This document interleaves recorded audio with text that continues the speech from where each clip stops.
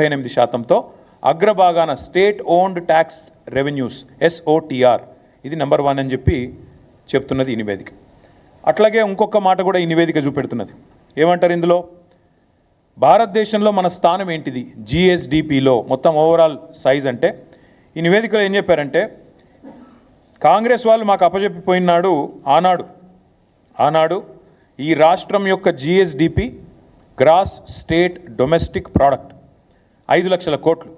కానీ ఈరోజు బట్టి విక్రమార్క గారు విడుదల చేసిన ఈ నివేదిక ప్రకారం ఈ రాష్ట్రం యొక్క జిఎస్డిపి 10 ఏళ్లలో కేసీఆర్ గారు 5 లక్షల కోట్ల నుంచి 15 లక్షల కోట్లకు పెంచారు అని ఈ నివేదికనే రేవంత్ రెడ్డి చెంప మీద చెల్లుమని కొడుతూ నివేదిక ఇచ్చింది. ఇది ఇక్కడ చాలా ఇంపార్టెంట్ స్లైడ్ ఇది.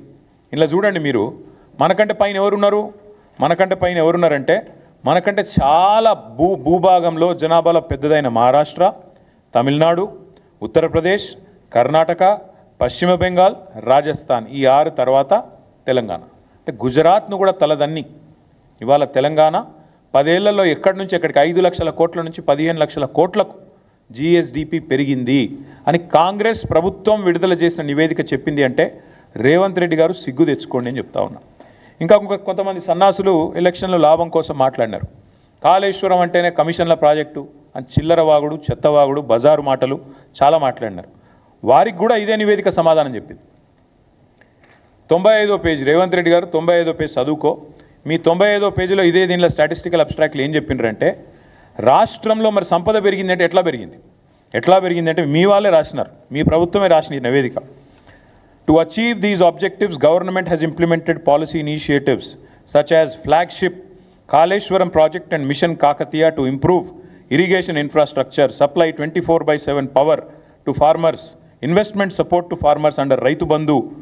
అందువల్ల సంపద పెరిగింది అంటూ కాళేశ్వరాన్ని స్తుతిస్తూ అద్భుతమైన ప్రాజెక్ట్ అని చెబుతూ తెలంగాణ స్టాటిస్టికల్ అబ్స్ట్రాక్ట్లో కనీసం పాప రాసిన అధికారులను నిజాలు చెప్పారు. సరే, ఈ సన్నాసులు చూసుకోలేదు, విడుదల చేసిన ఇప్పుడు తర్వాత 4 గరుచుకున్నారు, అది వేరే విషయం. ఇంకోటి, ఈ వ్యవసాయానికి సంబంధించి మీ నివేదికనే చెప్తా ఉంది స్పష్టంగా రాష్ట్రంలో కాళేశ్వరం ప్రాజెక్టు కానీ మిషన్ కాకతీయ లాంటి ప్రాజెక్టుల వల్ల కానీ ఎంత వ్యవసాయ విస్తరణ జరిగింది, ఎట్లా సంపద పెరిగింది. ఇప్పుడు నేను చెప్పాను తలసరి ఆదాయం పెరిగింది అని చెప్పాను, రాష్ట్ర జిఎస్డిపి పెరిగింది. కేవలం ఒకటే సెక్టర్ వల్ల పెరిగిందా? కాదు. ఈ రాష్ట్ర ఆదాయము వ్యవసాయ విస్తరణ ఆదాయం పెరిగింది, సంపద పెరిగింది అంటే ఇవాళ మీరు మాకు అప్పచెప్పినాడు దాదాపు 34 లక్షల ఎకరాల్లో ఆనాడు పంటలు పండేది. 68 లక్షల మొత్తం నేను చెప్పేది వరి 68 లక్షల టన్నులు ఆనాడు ఉత్పత్తి అయ్యేది మీరు అప్పచెప్పినాడు. మేము దిగిపోయే నాడు మరి మొత్తం చూసినట్టయితే ఓన్లీ వరి నేను చెప్పేది, మిగతా పంటలు కాదు. 1,18 లక్షల ఎకరాల్లో సాగైతున్నది, 2,60,00,000 టన్నులు ధాన్యం పండుతున్నది, వరి ధాన్యం. అంటే ఎక్కడ మీరు అప్పచెప్పినాడు 34 లక్షల ఎకరాలు, ఎక్కడ 1,18,00,000 ఎకరాలు, ఎక్కడ 68 లక్షల టన్నులు, ఎక్కడ 2,60,00,000 టన్నులు. ఇది వ్యవసాయ విస్తరణ జరిగిందా లేదా, కాళేశ్వరం పనికొచ్చిందా లేదా, మిషన్ కాకతీయ కమిషన్ కాకతీయ అయ్యిందా? ఈ సొల్లువాగుడు వాగిన సన్నాసులందరూ దయచేసి కాంగ్రెస్ మిత్రులు చదువుకోండి, మీ ప్రభుత్వం ఇచ్చిన రిపోర్ట్ని నేను కోరుతా ఉన్నాను.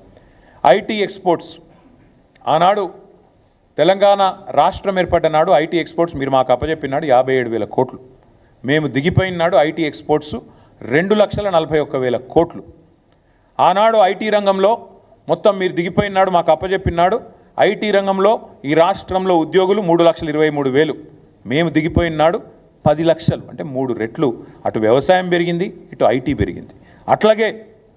అట్లాగే మీరు ఆఖరికి యాదవ సోదరులకు, కురుమ సోదరులకు మేము గొర్రెలు పంచి పశు సంపద, జీవ సంపద పెంచే ప్రయత్నం చేస్తుంటే, దానికి కూడా బీసీలను బలోపేతం చేసే ప్రయత్నం చేస్తుంటే దాని మీద కూడా చిల్లర మాటలు మాట్లాడారు. కానీ ఇది మీరు ఇచ్చిన రిపోర్ట్.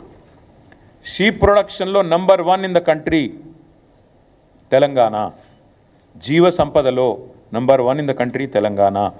అట్లాగే మీరే మాట్లాడినారు, మేము ఈరోజు కమిషన్ కూడా ఒకటేసినారు, పవర్లో కూడా ఏదో జరిగింది అని, విద్యుత్తులో కూడా ఏదో జరిగిందని.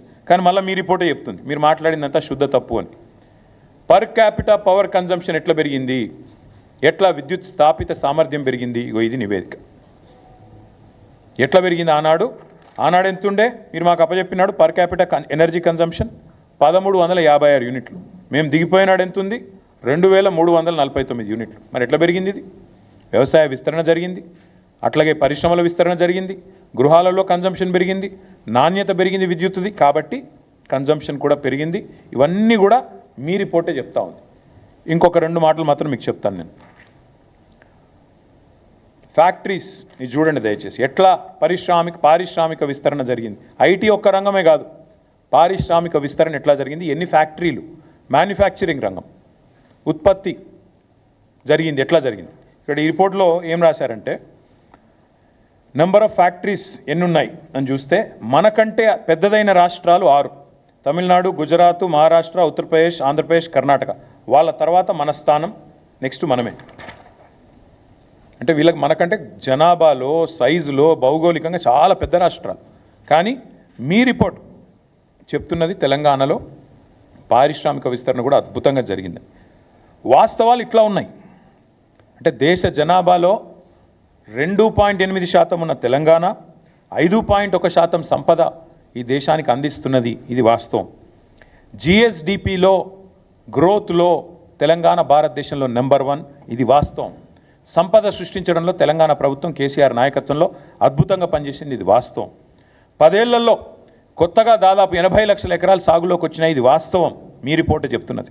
వ్యవసాయంలో జరిగిన అభివృద్ధి గురించి అయితే పుంకానుగా కాళేశ్వరం వల్ల జరిగిన లాభం, మిషన్ కాకతీయ వల్ల జరిగిన లాభం మీ నివేదికనే చెప్తా ఉంది, వాస్తవాలు, ఇది కరెక్టు. కాంగ్రెస్ వాళ్ళు ఈ రిపోర్ట్ చదవండి. దేశ తలసరి ఆదాయంలో ఇవాళ అగ్రభాగాన తెలంగాణ ఉన్నది. 1,84,000 నుంచి 3,56,000 జాతీయ సగటు కంటే డబల్ ఉన్నది అని మీ నివేదికనే చెప్పిన మాట వాస్తవం. మోదీ గారు తలకిందులు తపస్సు చేసినా, రాహుల్ గాంధీ గారు మరొక 100 జోడో యాత్రలు చేసినా ఇది సాధించలేరు అనేది కూడా వాస్తవం.